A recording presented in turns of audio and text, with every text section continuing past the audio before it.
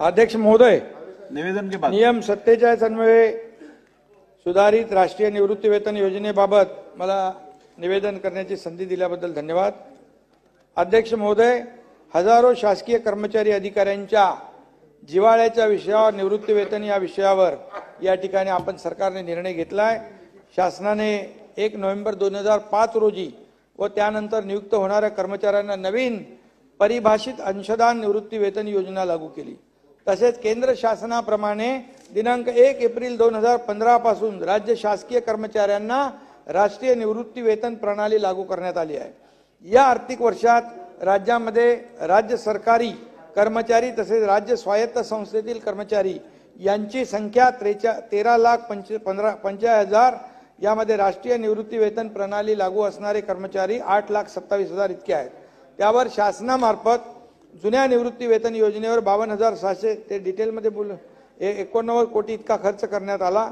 त्याबरोबर राष्ट्रीय निवृत्ती वेतन प्रणाली अंतर्गत शासनाचा हिस्सा 7,686 कोटी रुपये इतका आहे। याशिवाय एकूण वेतनावरील खर्च 1,27,544 कोटी इतका आहे आणि वयोमानानुसार निवृत्ती स्वीकारावी लागते। त्यामुळे निवृत्ती वेतन हाच अनेकांसाठी जगण्याचा आधार ठरतो। म्हणूनच सुरुवातीपासूनच आम्ही या विषयावर सरकार पूर्णपणे संवेदनशील होतं आणि म्हणून आजही आम्ही संवेदनशील आहोत। शब्द दिला तो शब्द आम्ही पाळतो असा इतिहास आपल्या सरकारचा आहे। निवृत्तीनंतर शासकीय कर्मचाऱ्यांना सुरक्षित व सन्मानपूर्वक आयुष्य जगता यावं हे आम्ही त्या बैठकीमध्ये तत्व मान्य केलं होतं आणि या विषयावर आम्ही राज्य सरकारी कर्मचारी अधिकाऱ्यांच्या विविध संघटनांशी वारंवार संवाद संपर्क ठेवला, बैठका झाल्या, त्याच्यावर त्या वेळेस त्यांना वेळ दिला, बैठकामधून सकारात्मक चर्चाही झाली। या विषयावर 13 मार्च 2023 बैठक होती।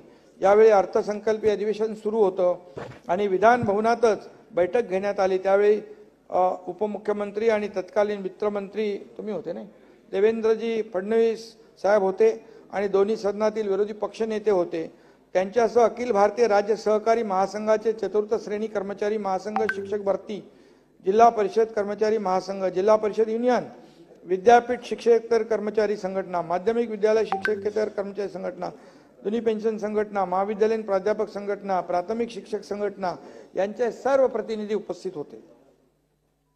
या बैठकीच्या दुसऱ्या दिवशी आम्ही राष्ट्रीय निवृत्ती वेतन प्रणाली व जुनी निवृत्ती वेतन योजना यांचा तुलनात्मक अभ्यास करणारी समिती स्थापन केली।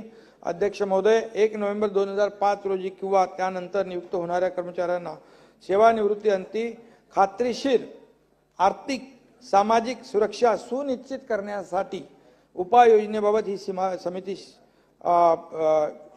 तयार केली। या समितीमध्ये भारतीय प्रशासकीय सेवेतील सेवानिवृत्त अधिकारी सुबोध कुमार, केपी बक्षी, सुधीर कुमार श्रीवास्तव तसेच लेखा व कोषागारी विभागाचे संचालक यांचा समावेश होता। या समितीने कालबद्ध रीतीने काम केलं। या समितीने चांगलं काम केलं। या समितीने अनेक राज्यातील परिस्थितीचा साकल्याने अभ्यास केला आणि अहवाल सादर केला। या अहवालानंतर कर्मचारी आणि अधिकारी संघटनांची चर्चा सुरू होती। या चर्चांमध्ये उपमुख्यमंत्री देवेंद्र फडणवीस साहेब, अजितदादा पवार यांनी अत्यंत सकारात्मक सूचना केल्या। दरम्यान मध्यंतरी केंद्राप्रमाणेच राज्यातील 80 वर्ष पूर्ण झालेल्या निवृत्ती वेतनधारकांना देखील वाढीव निवृत्ती वेतन देण्यात यावी अशी मागणी पुढे आली। त्यावर मंत्रिमंडळात ठोस निर्णय घेतला, त्याची अंमलबजावणी देखील सुरू झालेली आहे। 2005 मध्ये भरतीची जाहिरात निघाली, पण भरती प्रक्रिया पूर्ण झाली नसल्याने कालांतराने सेवेत दाखल झालेल्यांचा मुद्दा चर्चेत होता। या मुद्द्यावर देखील आपण अशा लोकांना जुनी निवृत्ती वेतन योजना लागू करण्यास सकारात्मक निर्णय घेतला। याचाही फायदा 26,000हून अधिक कर्मचारी अधिकाऱ्यांना होणार आहे। सुधारित राष्ट्रीय निवृत्ती वेतनाच्या या समितीच्या अहवालावर माझ्या अध्यक्षतेखाली अनेक बैठका झाल्या। मंत्रिमंडळातील सहकारी, आमचे दोन्ही उपमुख्यमंत्री या सर्वांनी आणि तज्ज्ञांशी चर्चा झाली। पेन्शनसाठी प्रयत्न करणाऱ्या जुनी पेन्शन संघटना अशा विविध संघटनांशी चर्चा झाली। त्याच वेळी आपण त्याप्रमाणे आता या समितीच्या अहवालावर आम्ही सकारात्मक असा निर्णय घेऊन आलो आहोत। अध्यक्ष महोदय, शासनाने दिलेल्या आश्वासनानुसार राष्ट्रीय निवृत्ती वेतन योजना सुधारित करण्यासाठी नेमलेल्या समितीने सादर केलेल्या अहवालातील शिफारशींवर अपर मुख्य सचिव वित्त व अपर मुख्य सचिव सेवा यांनी संघटनेसोबत चर्चा करून सुधारित राष्ट्रीय निवृत्ती वेतन योजना दर्शवलेली आहे। समितीचे निष्कर्ष व शिफारशी विचारात घेऊन राष्ट्रीय निवृत्ती वेतन प्रणालीतील बाजारामधील चढ उतार यामध्ये निर्माण होणारी गुंतवणूक विषयी जोखीम राज्य शासनाने स्वीकारावी। म्हणजे समजा नुकसान झालं, चढ उतार मार्केट लिंक असल्यामुळे ते नुकसान जे आहे जोखीम राज्य सरकारने स्वीकारावी हे शिफारशीतील तत्व मान्य करून राष्ट्रीय निवृत्ती वेतन प्रणालीतील नियत वयोमानानुसार निवृत्त होणारे कर्मचारी यांनी जर प्रस्तावित सुधारित राष्ट्रीय निवृत्ती वेतन योजनेचा विकल्प दिल्यास त्यांना त्यांच्या शेवटच्या वेतनाच्या 50% इतके निवृत्ती वेतन योजनेचा निवृत्ती वेतन व त्यावरील महागाई वाढ तसेच निवृत्ती वेतनाच्या 60% इतके कुटुंब निवृत्ती वेतन व त्यावरील महागाई वाढ मिळेल या बाबतीमध्ये राज्य शासनातर्फे यथोचित कार्यवाही करण्यात येईल। हा निर्णय आपण घेतलेला आहे। आम्ही दिलेला शब्द होता तो शब्द आम्ही पाळलेला आहे। कर्मचारी अधिकाऱ्यांच्या संघटनेने देखील सरकारवर विश्वास ठेवला आणि हे सर्व मान्य केलं आणि त्यावेळेस देखील जे काही आंदोलन होतं तेही स्थगित केलं आणि हे सगळं जे आहे त्या कर्मचारी संघटना ज्या आहेत त्यांनी मान्य केलं। त्यांचं मनापासून मी अभिनंदन करतो। हा निर्णय लाखो कर्मचारी अधिकाऱ्यांच्या उज्ज्वल भविष्याच्या दृष्टीने महत्त्वाचा आहे। यासाठी त्यांच्या कुटुंबियांच्या दृष्टीनेही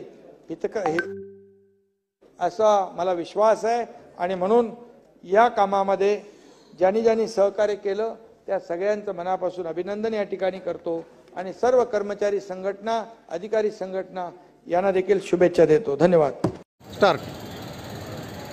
महाराष्ट्र राज्य शासनाने आज जुन्या पेन्शन संदर्भात ऐतिहासिक निर्णय जाहीर केला आहे। गेल्या 18 वर्षापासून कर्मचाऱ्यांची शिक्षकांची जिव्हाळ्याची मागणी होती। सर्व कर्मचाऱ्यांना पूर्वलक्षी प्रभावाने जुन्या पेन्शन प्रमाणे पेन्शन लागू होणे आवश्यक आहे। या बाबतीत 2 बेमुदत संप सुद्धा झाले आणि त्या पार्श्वभूमीवरती शासनासमवेत ज्या वाटाघाटी झाल्या त्या वाटाघाटीनुसार शासनाने सकारात्मक धोरण स्वीकारले आणि त्याची परिणती आज अधिवेशनामध्ये राज्य शासनाने महाराष्ट्रातल्या सर्व कर्मचारी शिक्षकांना नव्या पेन्शन ऐवजी सुधारित पेन्शन योजनेप्रमाणे जुन्या पेन्शन प्रमाणे असणारी पेन्शन योजना या ठिकाणी लागू केली आणि त्याचा उच्चार करत असताना माननीय मुख्यमंत्र्यांनी संघटनांनी जी भूमिका अदा केलेली आहे त्या संबंधामध्ये सुद्धा त्यांनी अभिनंदनच केलेलं आहे। एकंदरीत गेल्या 18 वर्षापासून जी मागणी प्रलंबित होती ती मागणी आज पूर्ण होत असल्या कारणानं राज्यातील 17 लाख कर्मचारी त्या ठिकाणी निश्चित त्यांना सुखद धक्का प्राप्त मिळालेला आहे। दुसरी गोष्ट अशी की फॅमिली पेन्शन संबंधात सुद्धा राज्य शासनाने आजच त्या ठिकाणी घोषणा करून फॅमिली पेन्शनच्या बाबतीत 60% इतकी रक्कम त्या ठिकाणी निश्चित करण्यात आलेली आहे। त्याशिवाय इतर जे बेनिफिट आहेत ग्रॅच्युएटी, रजा रोखीकरण, गटविमा योजना या बाबतीत सुद्धा अनुज्ञेयता राज्य शासनाने त्या ठिकाणी ठेवलेली आहे। आणखी एक महत्त्वाचा भाग म्हणजे या ठिकाणी सिंकिंग फंड स्वतंत्रपणे त्या ठिकाणी निर्माण करण्यासंबंधातली योजना ही निश्चितच भविष्यवेधी आहे आणि त्यामुळे राज्य शासनाने पुढाकार घेऊन आज जी त्या ठिकाणी घोषणा केलेली आहे त्याबद्दल निश्चितच राज्य शासन हे अभिनंदनास पात्र आहे। मात्र भविष्यामध्ये 10% जे अंशदान त्या ठिकाणी कायम ठेवण्यात आलेले आहे त्या बाबतीतला विचार पुनर्विचार त्या ठिकाणी करण्याची आवश्यकता आहे आणि वेगवेगळी काही केंद्र सरकारनुसार ज्या नवीन सुधारणा होतील त्यासुद्धा त्यांनी अंगीकरण आवश्यक आहे। ही त्या ठिकाणी भूमिका राज्य शासनाकडे अदा करून आम्ही निश्चितच पुनश्च त्यांचं आभार मानतो, धन्यवाद करतो.